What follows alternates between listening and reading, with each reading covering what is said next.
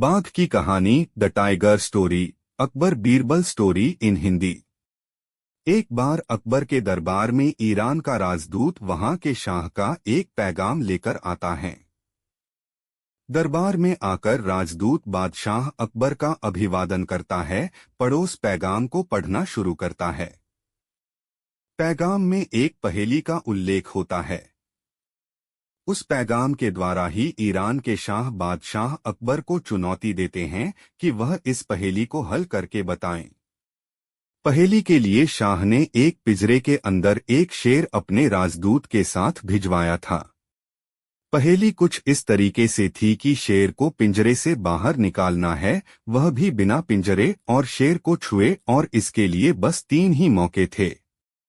एक बार जो व्यक्ति प्रयास कर ले उसे दोबारा मौका नहीं मिल सकता था।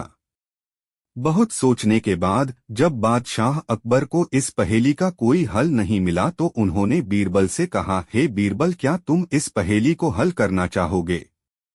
बीरबल कुछ कहते इससे पहले ही एक दरबारी ने कहा कि हुजूर, आप हमें भी एक मौका दीजिए। बादशाह अकबर ने कहा, क्यों नहीं, आप ही पहले प्रयास कीजिए। उस दरबारी ने कहा कि मैं एक बहुत बड़े जादूगर को जानता हूं जो कि शेर को आसानी से पिंजड़े के बाहर निकाल सकता है।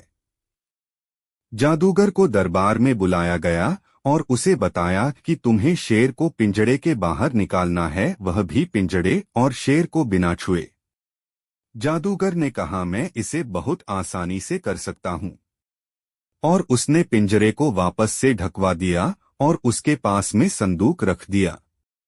संदूक में अपने साथ आए एक व्यक्ति को लिटा दिया और सभा में यह घोषणा की कि मैं अभी एक जादू करूंगा और संदूक में पड़ा व्यक्ति पिंजड़े में चला जाएगा और पिंजड़े से शेर संदूक में आ जाएगा। उसने अपना जादू किया और उसके बाद जैसे ही संदूक को खोला गया तो उसमें कुछ नहीं था।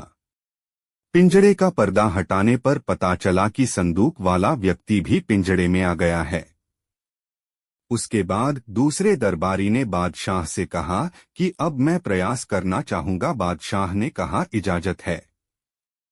दूसरे दरबारी ने कहा कि मैं एक ऐसे बाबा को जानता हूं जो अपनी तांत्रिक शक्ति से शेर को पिंजड़े के बाहर निकाल सकते हैं। उस तांत्रिक बाबा को दरबार में बुलाया गया।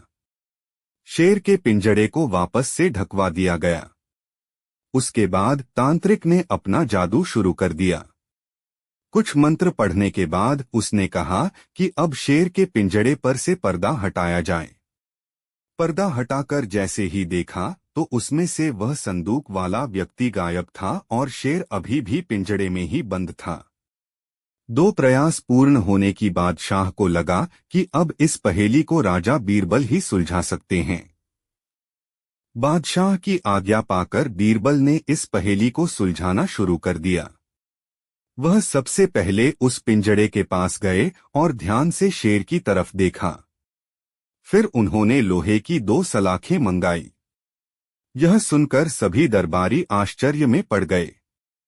बीरबल ने दोनों सलाखों को शेर के ऊपर किया और देखते ही देखते वह शेर पिघलकर पिंजड़े के बाहर आ गया। बीरबल की होशियारी देखकर बादशाह बहुत प्रसन्न हुए। बीरबल ने कहा, यह तो बहुत सरल था।